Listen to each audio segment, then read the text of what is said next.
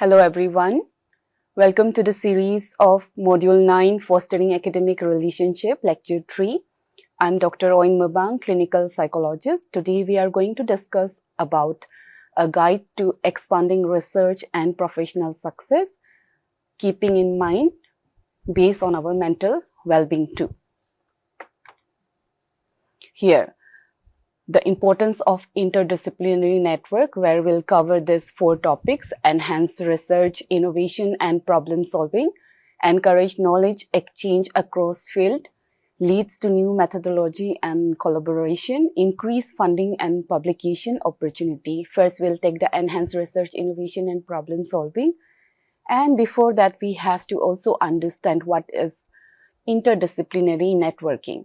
When we talked about the interdisciplinary networking, it's about the collaboration between not only one discipline of the field, but 2 or more than that discipline of the subject, where they merge together and collaborate with each other. And here we understand the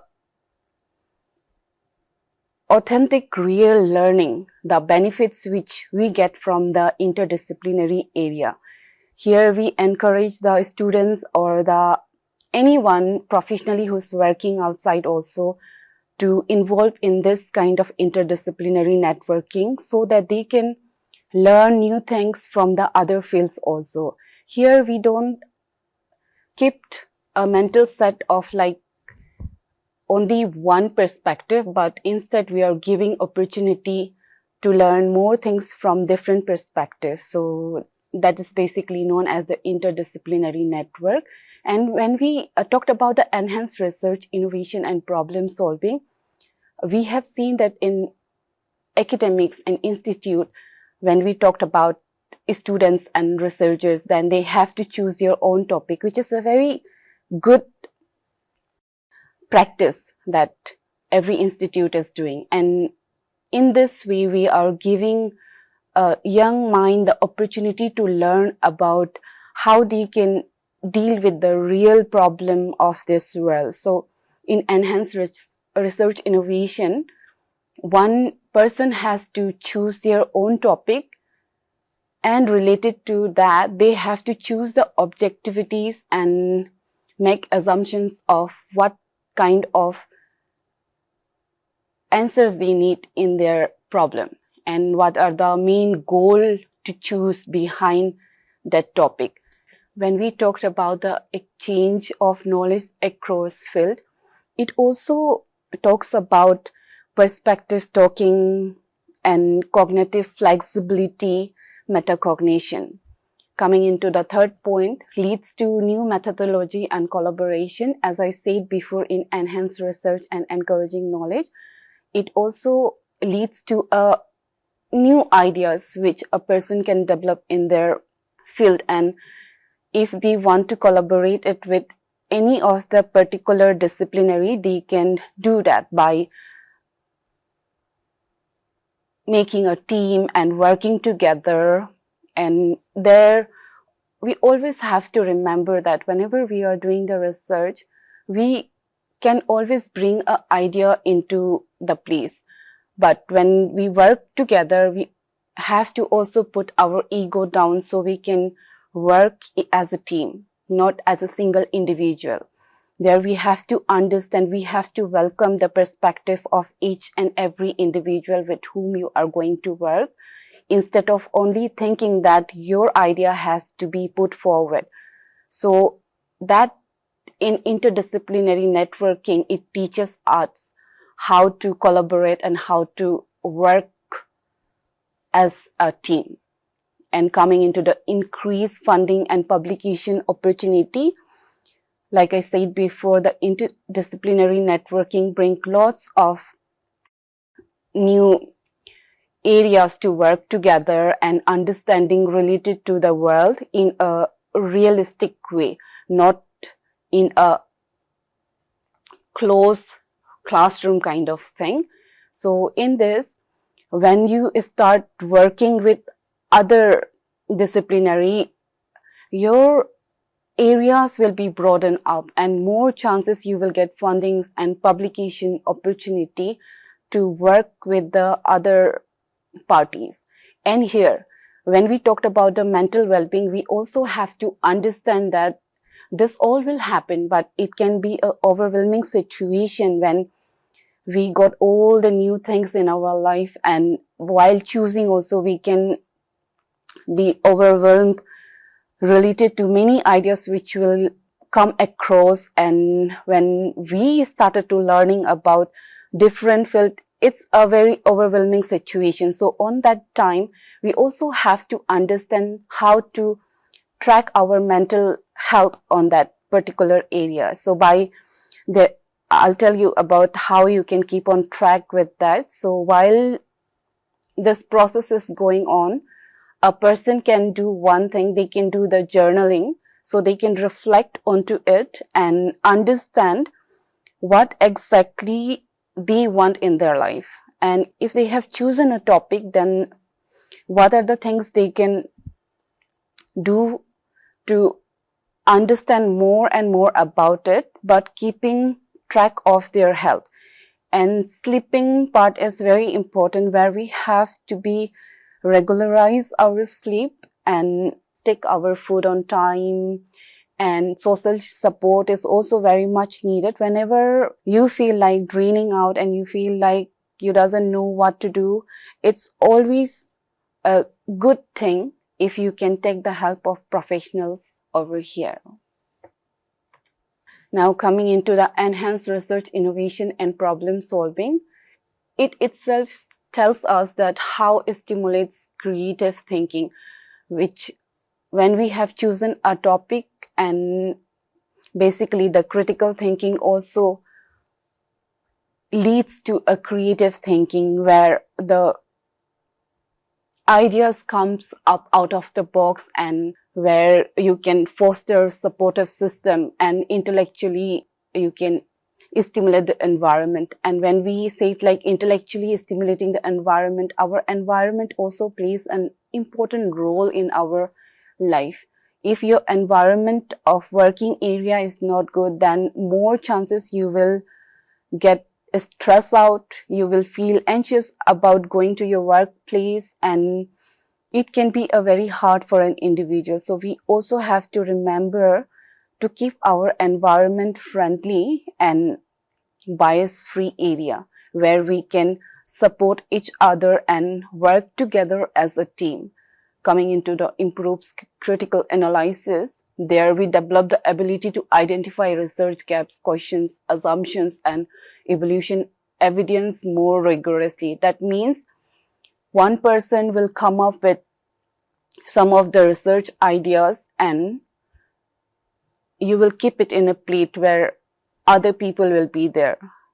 Then there we can work as a teamwork and will think about what are the areas where we have to work further, because there has been many research has been done. You might choose a topic which has already been chosen by the other, but you have to remember what exactly you want in the research, what new thing you can give to that research. So that research gap we have to understand. And when we're talking about the question assumptions, it's the hypothesis you create after choosing a topic, where you feel like, okay, if you have chosen this topic, then what will the answers you will get for the future perspective? That will be the assumptions. And the evolution evidence more rigorously will be like whether to understand that you are going into a field study or you are doing a lab study. So it improves the critical analysis of an individual.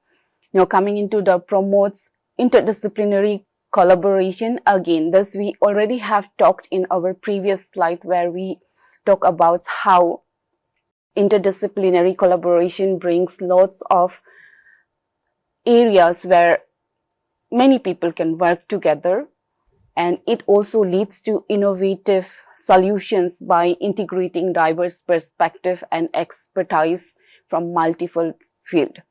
As we always say, like interdisciplinary is a field where one can analyze or bring up their creative thinking, and they can do the more critical analysis, because here interdisciplinary promotes the critical thinking, where you doesn't only have to work with the problem solving, instead you have to come up with your own problem and work towards that.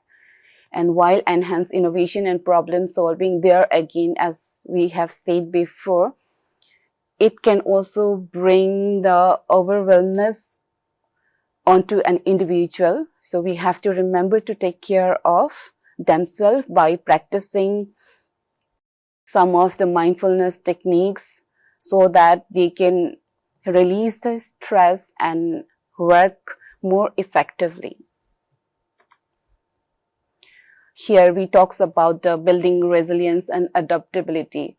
Whenever we talked about the resilience and adaptability, it's more like how you or an individual adapt the situation and adjust into a particular area.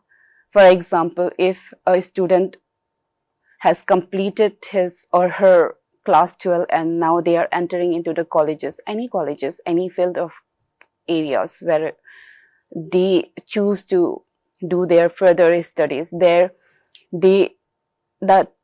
period will be a transition period for them, and how they will adapt in the situation will matters a lot. And in resilience, it comes like their previous experiences will also tells them like how they are going to adjust in a certain area. So like that, it also helps researchers to navigate challenges and setbacks constructively. When we talked about in research areas, it's more likely when they choose some topic, there will be lots of setbacks and questions, like they have to go through that. That's also an adaptability, where they are understanding like what are the process and how they can go one by one by choosing a particular objective which they have developed during choosing the topic, and by continuously revising it and practicing with that and collecting data to complete that itself will bring the adaptability and the resilience in their work. But coming into the next point, encourage risk-taking and experiment. When we talked about the critical thinking in interdisciplinary networking, it itself is a risk-taking experiment which an individual is doing with themselves. And here we have to remember that it's a very good way of exploring their own ways to understand what are the threshold level for them to finish something that they have chosen for themselves. And here, but we also have to remember, if in case, if you feel like you're stuck somewhere, always remember to take the support from your supervisor or from your friend circle, or as we work in an interdisciplinary area, try to take help from the other individual also. That way, one can build a safe space for themselves, and bringing new ideas will be not a task for them. Instead, it will be more motivational thing to do. And here we can also see that if we are bringing new ideas without fear or failure, then it becomes more easy to work on that, instead of rethinking about the fear and failure, which is also a very crucial back truth in research.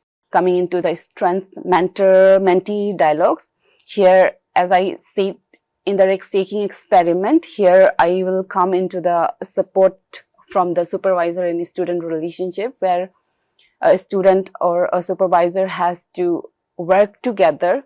It's more like a teamwork, where if a student has any questions related to their topic and they doesn't know now what else they can do, so broaden off their perspective. It's always good to get the guide from their supervisor and understand a different perspective where they can add on to their own topic, which will be a new thing which the student might not be able to think on that perspective. So it's always better if we strengthen the mentor-mentee dialogue where they both collaboratively work together, and whenever they feel like they stuck somewhere, they can always take the help of each other collaboratively.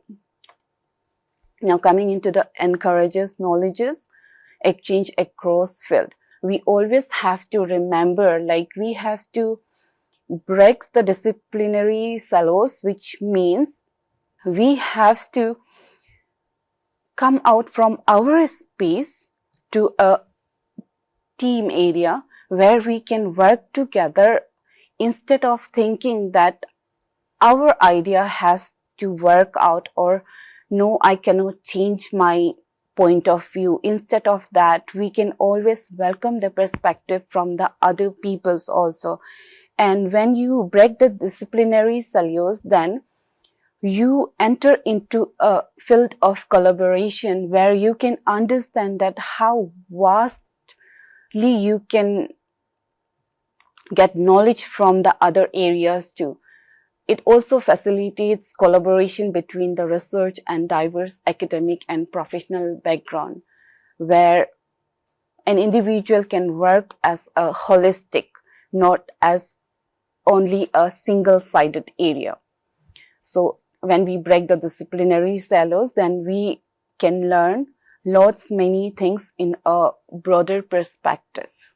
Coming into the accelerate innovation, it combines the theoretical frameworks, tools, and techniques from multiple fields, where enhancing creativity and innovation in research designs and applications are the basic things. Here, we have to understand the theories behind what kind of research you are going to choose, or where exactly an individual is going to work, and understanding that what are the tools they can use in their research and what are the techniques they can develop. So like that way we can check for the interdisciplinary areas from where we can pick up the ideas and tools, so that your work can be more enhanced by it. And through that, we can understand how you can create a new idea and bring it into the world. Now coming into the foster interdisciplinary learning, when we talked about foster interdisciplinary learning, it's always good to understand how students and supervisor can learn to work with each other by sharing their expertise to broaden off their understanding related to that topic, and beyond their primary discipline, how they can collect lots of information from the other disciplinary areas and bring new ideas into their field. And here we're coming into the enhanced problem solving capacity. It itself says that how we can enhance our problem capacity. When we talked about it, it's always good to understand, to explore other parts also. For example, if I'm from a psychology department, then if I'm also wants to understand the sociology perspective, then merging that two things, I can always create a new one. And with that, it can be a complex thing in the research, but by the help of social support and by the help of that disciplinary area, a person can always collaborate if their topic merges, and somehow if they feel like they can merge the topic together and work together. So that way complex research problems will take place, and yes, it will always require inputs from different fields. And cross-disciplinary exchange enriches the range of potential solutions. Coming into the support translational research, here when we talked about the supports translational research, it's also necessary to bridges the gap between theory and practicals of integrating knowledge from fields such as basic science, social science, and clinical practice. Here, if a problem has arises, to solve that you can always bring out the interdisciplinary areas. Coming into the build a stronger research network, it also encourages co-authorship and joint ventures, where collaboration is the basic thing, where you are connecting two or more interdisciplinary area together by expanding professional networks and visibility in diverse academic communication. Coming into the leads to new methodology and collaboration, here we have to think about the innovation through interdisciplinary approaches, where it gives the exposure to diverse perspective, foster creative thinking, where if an individual has to innovate something, or not only individual, if any, for example, a department want to innovate some new test for the whole population, then they have to work in a different field, and that itself needs interdisciplinary approaches. So like that, which can be a very good place where they can work as a team and understand how they can bring a new test for the whole population in a generalized form. Coming into the blending methods from different disciplines, it can, like, for example, here we can always merge the psychology with the data science, which can also be in analytical tools, and interventional models can also bring lots of new things when we talked about the innovation through interdisciplinary approaches. Then refinement of existing technique. Here, collaboration work often challenges existing norms, and continuous dialogues helps fine-tune instruments, protocols, and measurable tools. And in co-development of research design, when we talked about the co-development, that's partnership with varied institutional stakeholders and rich research planning. Much more easier if only one person is working on that. So co-development in research design is also very effective. Joint efforts help ensure the methods are ethically sound, culturally appropriate, and practice relevant. Now, access to new population and setting. That means here again, when you have to work in a new area, then we have to understand the demographic or geographical area of that particular population and setting. Basically, the environment we have to understand there, and that way we can collaborate our research to an extent where it will be productive thing for the coming generation. This diversity enhance the general stability and the applicability of research findings. Coming into the shared resources and expertise. When we share the resources, there we talked about the team benefits from protocol resources, where when we talked about the skills and knowledge exchange accelerate methodological advancement. And coming into the increased publication and grant opportunities, it itself brings the collaborative and methodological innovative projects, attracts more funding. If you are working in a field which also interests the other companies which really want to grant the opportunity, then you can always get the collaboration with that, and it can also attract more funding from that area. And that way, the financial part will be solved by collaborating with other parties.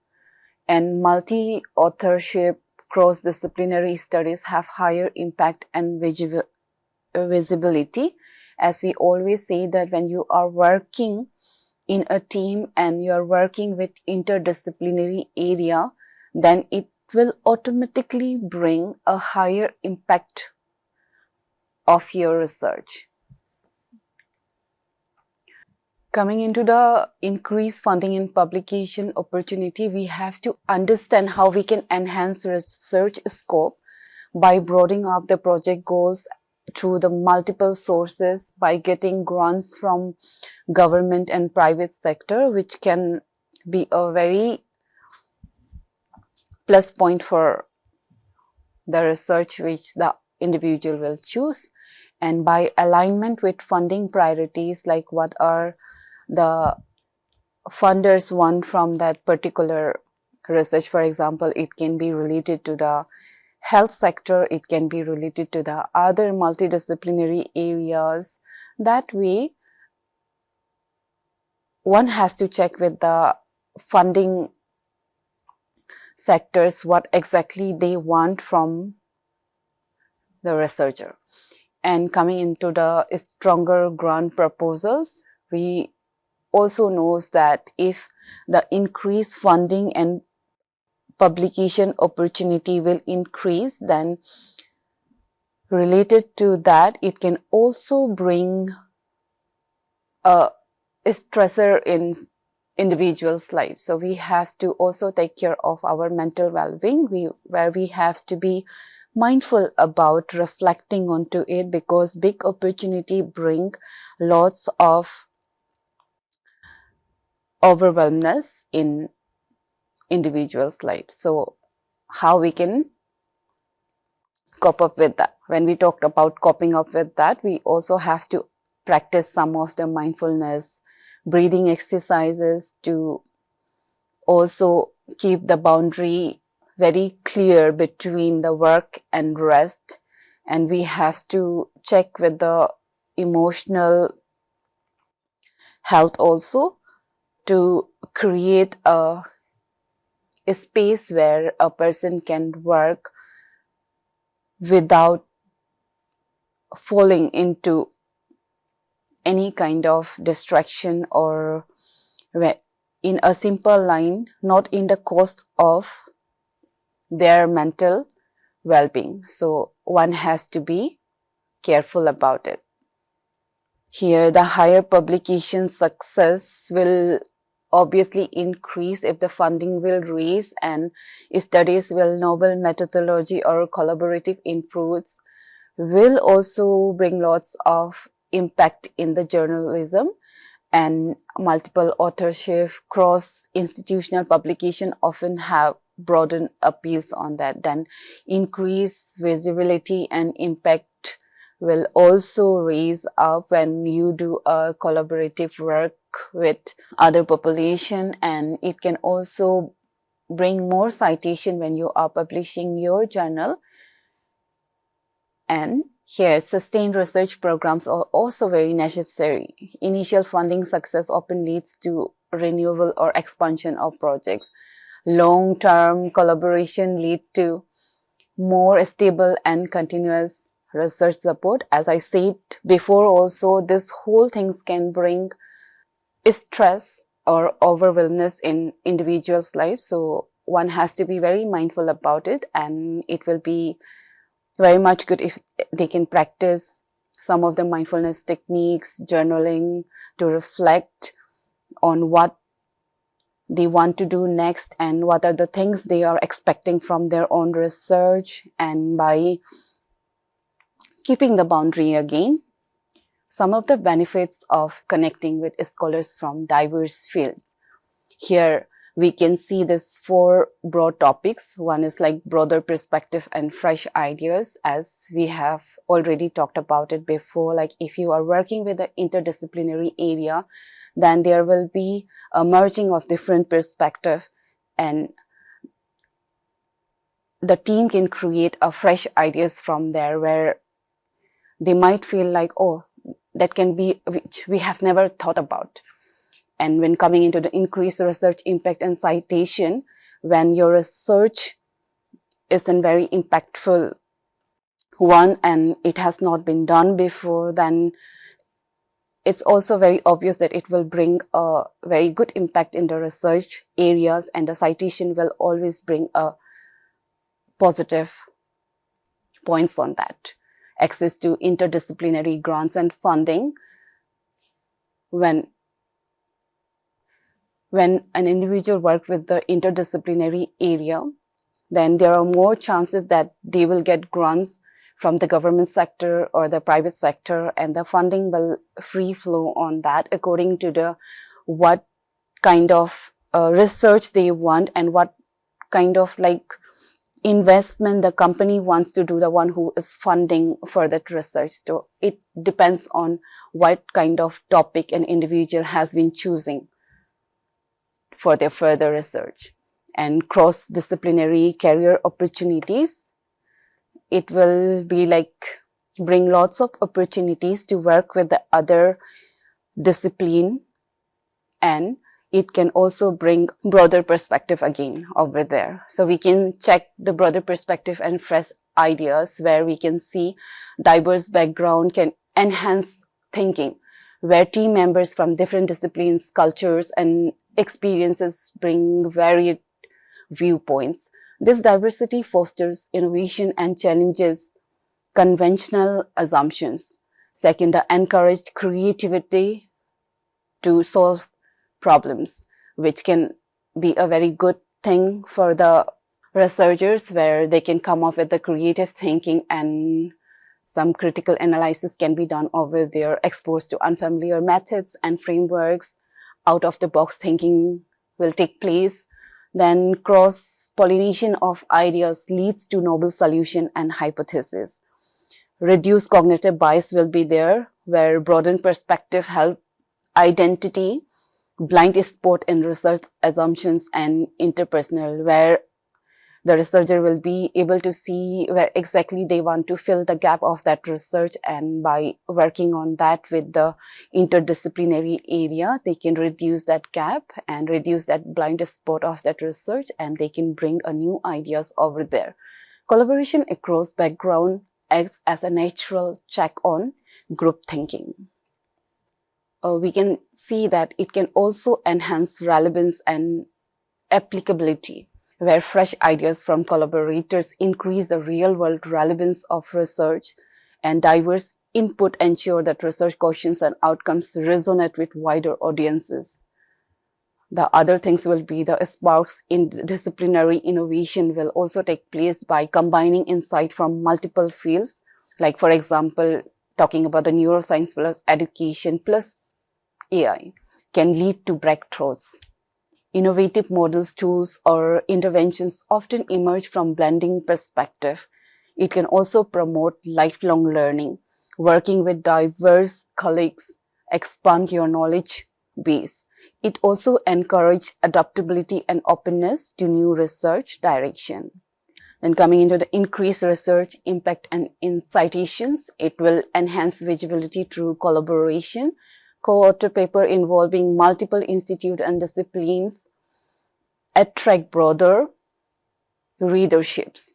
Share network help amplify the dissemination of research and broader applicability of findings. Interdisciplinary and innovative studies are more likely to reference across various fields. Research that speaks to multiple audiences has a higher chance of being cited.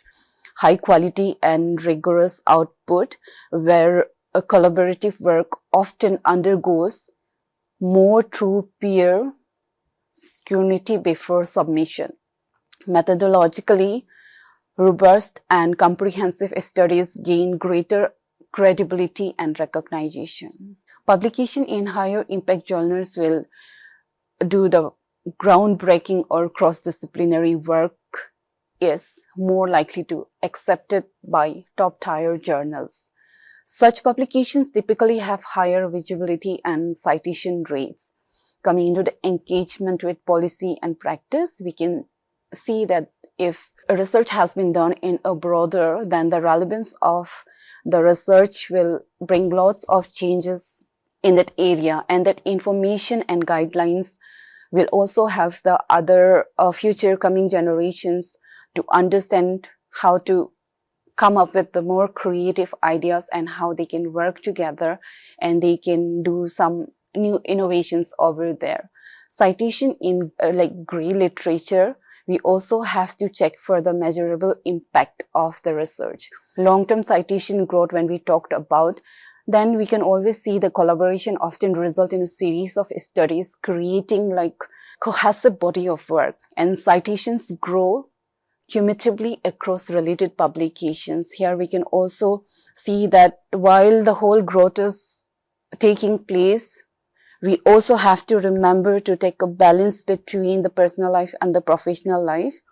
And again, as we have talked about, we have to manage that by adopting healthy behaviors and try to release the stress from the present stressor. For that, we can always go for some of the healthy coping behavior techniques we can use over there. And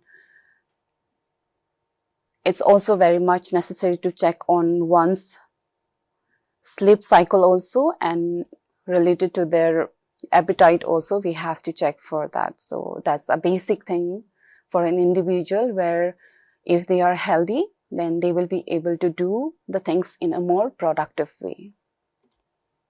Now, coming into the access to interdisciplinary grants and funding, where we have already talked about the expanse of eligibility for diverse funding resources.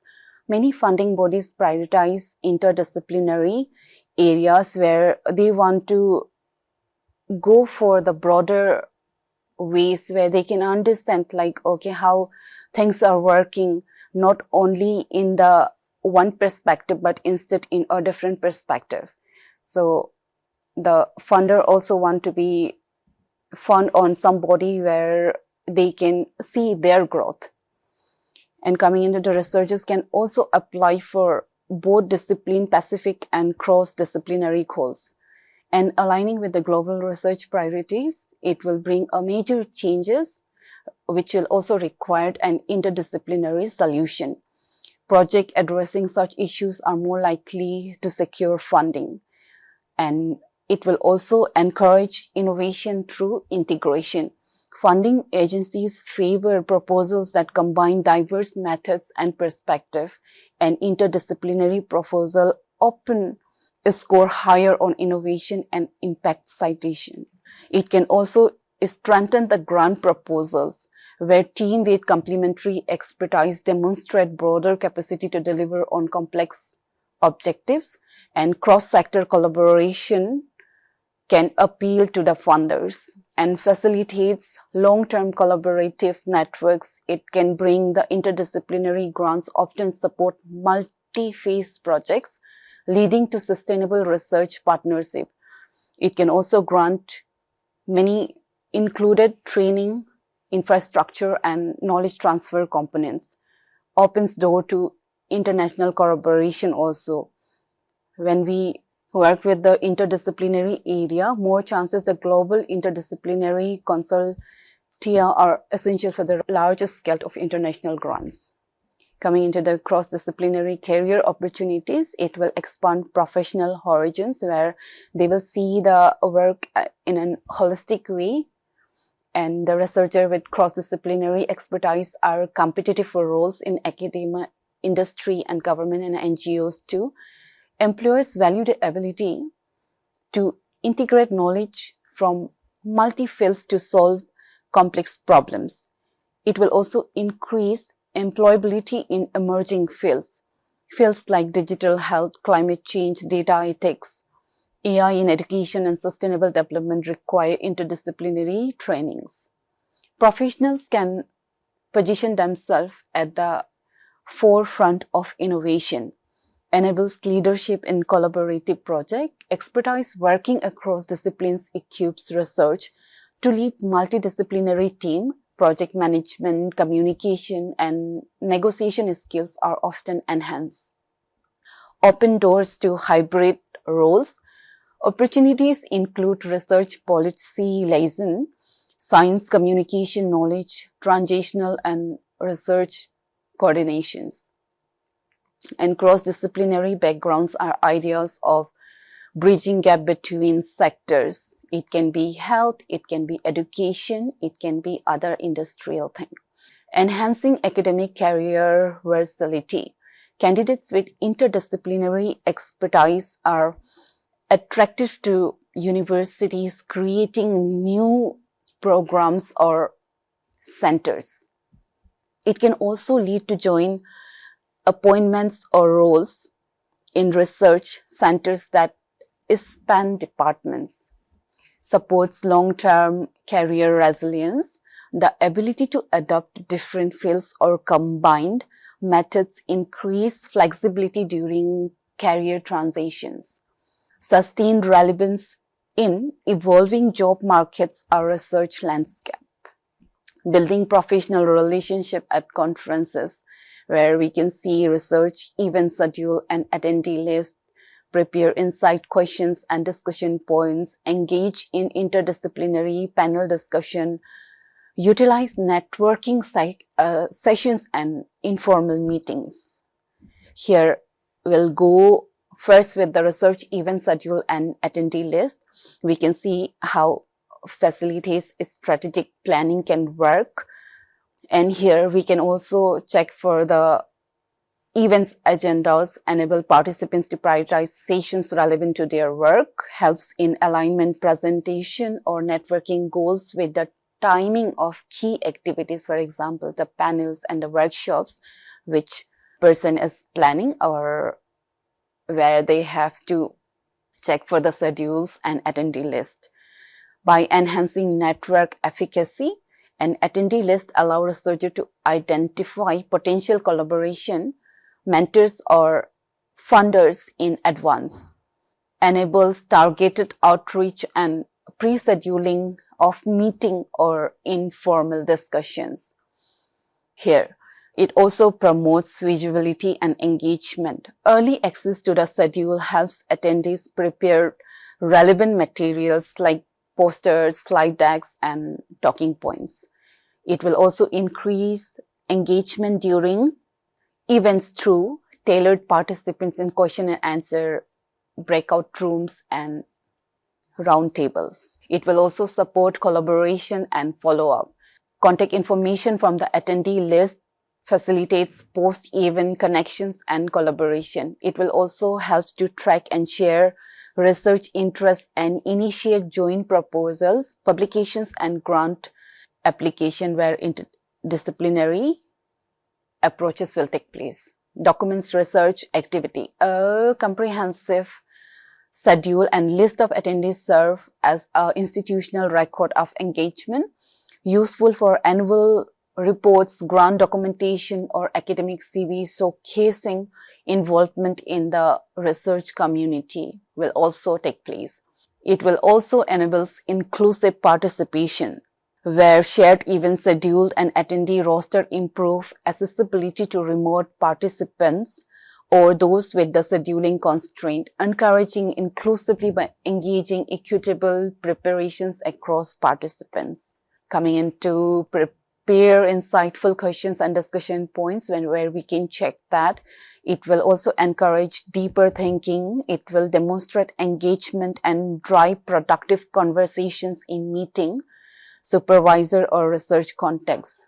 When we talked about why it's important, it is important to show us preparedness and critical thinking, where one can build mutual respect and trust with the other parties. It will also promote reflection and innovation, ideas which they have come up with, and it will also keep the discussion focused and meaningful in a way where the parties have been interested on. And coming into how to craft insightful questions, it has to be open-ended format and avoid yes and no questions, and use more how, why, what, if, and can if you explain.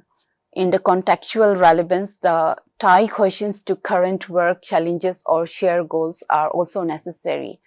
Critical engagement, we have to highlight the points and assumptions or alternatives if necessary.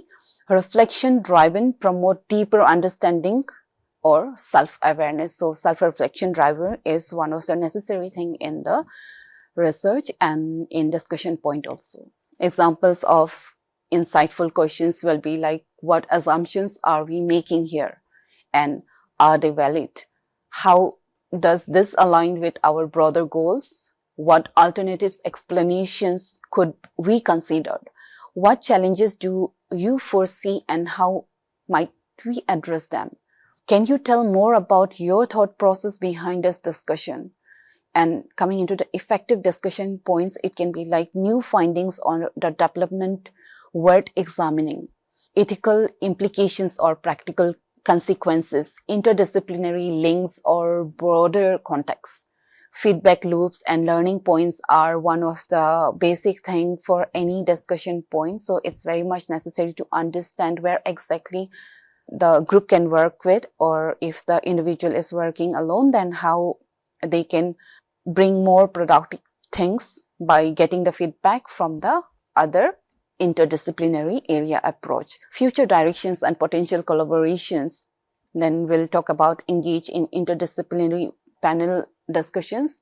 There will be types of contributors to bring the real world examples from one's field, methodological insight that could apply broadly, ethical or social implications from your perspective or from individual's perspective. Questions that stimulate sensitizes, for example, how would this look from a psychological versus engineering standpoint? Then coming into the sample discussion starters, how does your field define or approach this issue differently? Can you think of a case where collaboration across disciplines changed the outcome?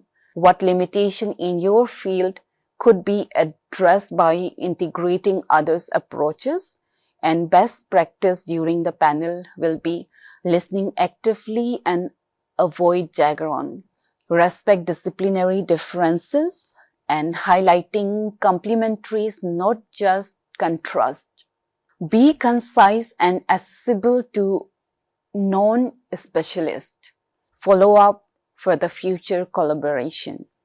And foster collaboration, expand the perspective and drive innovation by engaging with experts from diverse fields. And why it matters? It matters because it encourages cross-pollinations of idea where you will be able to see different perspectives in the same area where it will take place. It can be related to research, it can be related to the other topics also, and it will uncover new research angles and methods too, because when many minds gather together, then it will bring lots of perspective from different areas. That's why the interdisciplinary network approach is one of the best approach which we can go with. And by building network beyond one discipline, enhance communication skills across professional cultures will also take place, and how to prepare it effectively. We can prepare it effectively by doing the panelist backgrounds and understanding their key works and perspective, by clarifying the role and goals, what unique perspective one can bring into the table, identify common grounds and tensions where my disciplines intersect or diverge, formulate bridging questions, ask how other fields address shared challenges, utilizing network sessions and informal meeting, maximizing professional opportunities, foster collaborations, and build authentic relationship in less formal settings. And why this all matters? It will matter because it can create safe space for genuine connections and spontaneous ideas exchange, where one doesn't have to think about the failure, or they doesn't have to be anxious about what other people will say. It's more like open space where anyone can bring up with their own ideas, and the space will be more or short like a non-judgmental area where people will not feel hesitant to talk about it. And by offering opportunities to learn about others' work and interest, it will also help to build trust and rapport beyond formal roles, enable collaboration seeds to take root organically, and provide insight into unwritten norms and insider knowledge. Some of the strategies for effective networking will be intentional. Know your goals. Learning, connecting, collaborating will be the best way. One can also elevator pitch ready.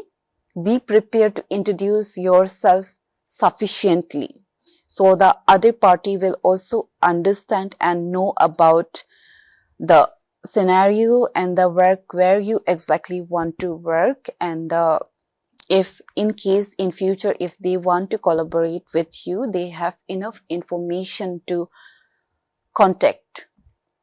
By asking engaging questions, show interest and listen actively. And follow-up is also very much necessary, where exchange contact info and sending a short note afterward will definitely help. Informal setting, that also counts, where coffee breaks, poster sessions, social mixtures are also welcomed. Hallway chats at conference or events, and shared meals and casual gatherings, visual breakdowns rooms and LinkedIn messages. That way one can connect the interdisciplinary areas through this informal settings. That also counts. Coming into the conversation starters, like you can start a conversation with like what brought you to this event or session, to understand more about others' perspective and why they have been interested to attend that particular event or workshop where they have met. That way, if their interests will merge together, and that way they can also connect to each other and they can work together as a collaborative team. And there one can also start a conversation with, tell me more about your current project, or what excites you most about it, and how do you see your work interacting with others here. That way the one or the individual or the group will understand what are the similar ideas they have, and if they want to collaborate, where exactly they can start their working topic together over there. And there are some do's and don'ts which we have to keep in mind. In do's, we have to be very approachable and curious if we want to work with the interdisciplinary area, and offering value will be one of the best thing which an individual can do, where they can give some insight related to that particular topic, so that they can build more connections and bringing of good ideas. It will also attract lots of attentions from the interdisciplinary area where they want to work. And one has to be very respectful of time and space, because it matters a lot. And some of the don'ts where we have to be mindful about it, we cannot be dominant in the conversation, because it's not only about them, it's about teamwork, where they want to work in the interdisciplinary approach. So one cannot dominate the whole conversation. Instead, give others also the time so that they can also place their ideas and insight in front of the team. And treat it as a transitional. It has to flow from one place to other place. It doesn't have to be stuck in somewhere. It has to be transitional for both the parties. And the other don't will be overly formal or rigid. Effective networking strategies will be proactive in introducing yourself, asking open-ended questions or spark discussions, and open collaboration opportunities, and exchange contact details and follow-up will definitely help. And why it's important? It's important to bring up set a positive tone for future engagement, shows initiative and confidence, help others to remember and relate to you, open doors to collaboration and mentorship, which will also reduce awkwardness in the ground setting or event. Some of the tips for a strong introduction will be like start with a smile or a good posture, or body language matters a lot. State your name and role clearly so that if somebody wants to connect with you, they will be able to recall you through the introduction which you have provided to them. There can also include a hook, sometimes memorable, for example, research interests and what are the patients and what are the recent projects you have done. So they can also think about whether they want to collaborate with you or whether they want to start a new project related to the previous one. And then the tailored or context. In here, we can check for the academic, networking, conferences, and informal setting where we can always bring up with the new ideas and connect with them, and it will bring a whole context for them to enhance their research also. Proactive stimulation to introduce yourself at the beginning of meeting, workshop, or panel, during breaks or roll hours of conferences, in emails, LinkedIn message, or Zoom calls will also be helpful. When joining a new team, class, or collaborative group, then follow-up ideas are also very much necessary by asking a relevant question to keep the conversation going on. By offering a business card or connect to LinkedIn, will increase the connectivity formally, and mentioned as share interests or complement their work. So the one can also understand where exactly you are interested to work, and the shared interest areas can be talked about in future. If somebody wants to work with the interdisciplinary area, how they can start their work with a shared interest. And asking open-ended questions to spark the discussions are very much necessary. Here, it will also stimulate the reflection and the creativity of one's matter. It will also encourage collaboration and exchange of ideas, and we can just avoid simple yes and no response. Instead, we can talk more about it in a clear communication way. Promotes a safe, inclusive space for contribution and relevant underlying assumptions and new directions we can get from that open-ended questions. Tips for crafting open-ended questions will be like begin with how and what or why, and avoid leading or biased phrasing.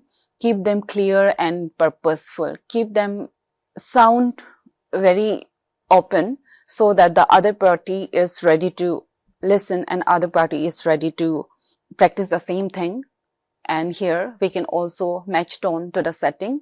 It can be a formal or informal research, or it can be a practical one. Be genuinely curious about the answers also.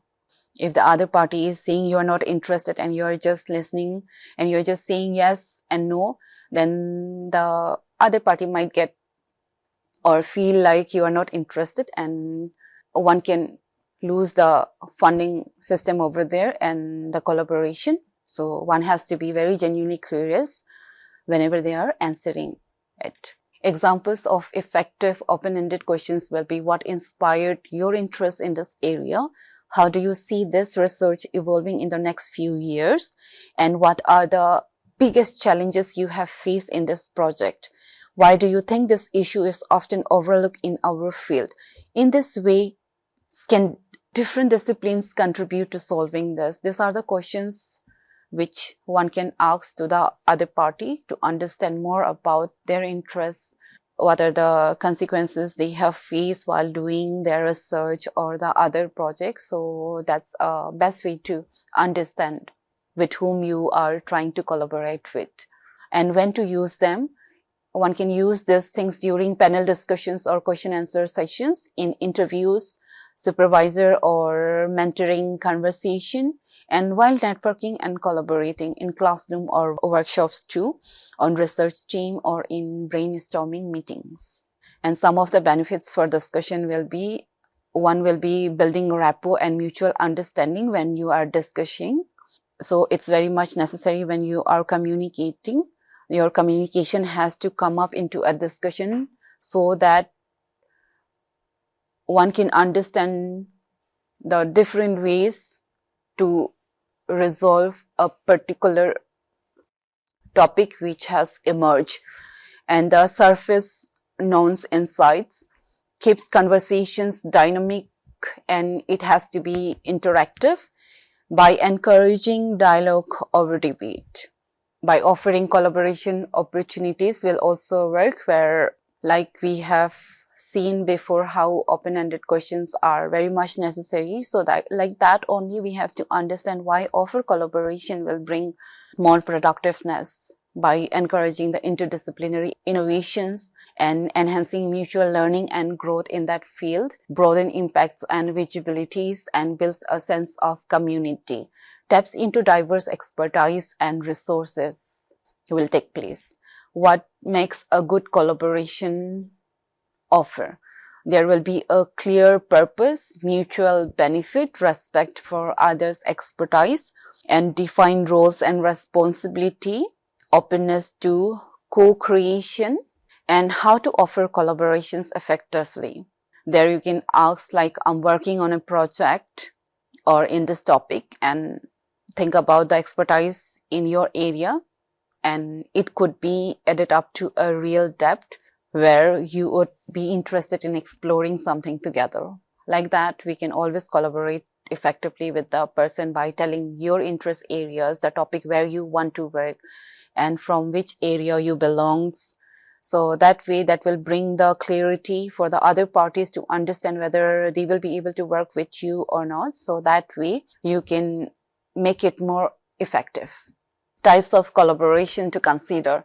There will be like co-authorship, co-presenting at a conference or webinars, interdisciplinary workshops or symposia, joint data collection or analysis, student or postdoc exchange between labs or projects. And when to propose collaboration? It's mostly like after identifying shared interest during discussion. If you are not in a same page, then collaboration will be a difficult thing. So it's very much necessary that the shared interest has to be there during the discussion by following a successful panel or meeting. When working or overlapping research questions, and during informal networking or brainstorming sessions. After seeing a presentation or publication that aligns with your goals. That way you can propose a collaboration when it's aligning with your topic. Otherwise, it will be a difficult thing for the other parties to understand what exactly you want to work on with.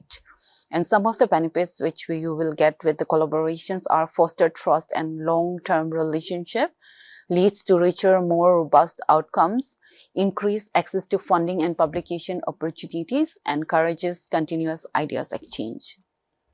And when we talked about the exchange contact details and follow-up, it's to collaborate with the other parties. It's also very much necessary that the other parties have your contact details. So if they want to collaborate with you, then how they can contact with you. So there are some of the like exchanging contact details meters which enable sustainable engagement and facilitates future collaboration. It will also allow the resource person to share their project updates and prevents missed opportunity due to lack of follow through. And how to exchange contact details effectively, like giving a business card or QR professional, like your LinkedIn, email, websites QR, and politely asking for the preferred contact method. And would you mind if we exchange emails or LinkedIn details, like that. Use tools like digital cards or apps for follow-up.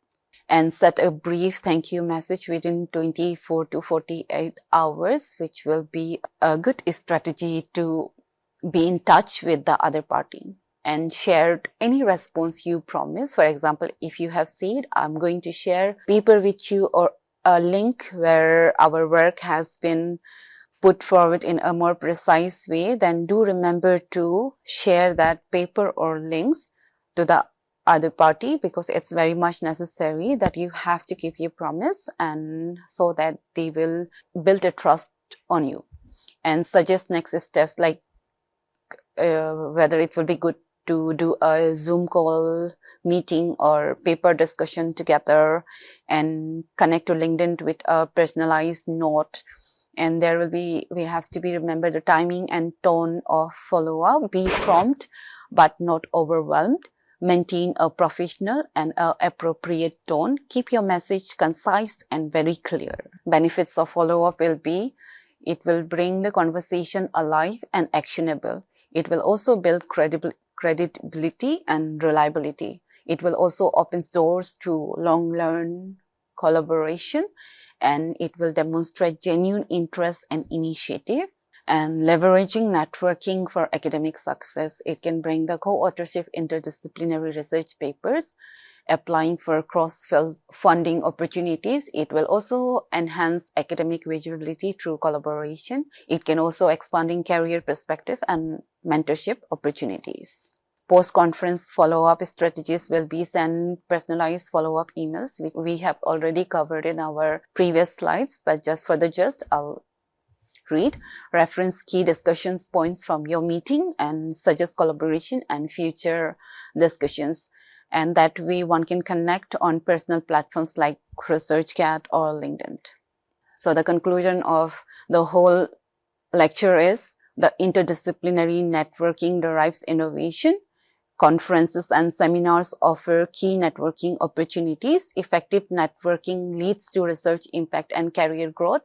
Strategic follow-up turn connection into collaboration. And one more thing over here, we also have talked about the mental well-being. While going through this whole process, one has to remember that they have to take care of their health. And when it becomes overwhelmed for them, do practice mindfulness and take rest on time. And if they are not able to do it all alone, then do take the help of professional help. That will be a very helpful thing. So with that, I'll end the lecture over here. Thank you.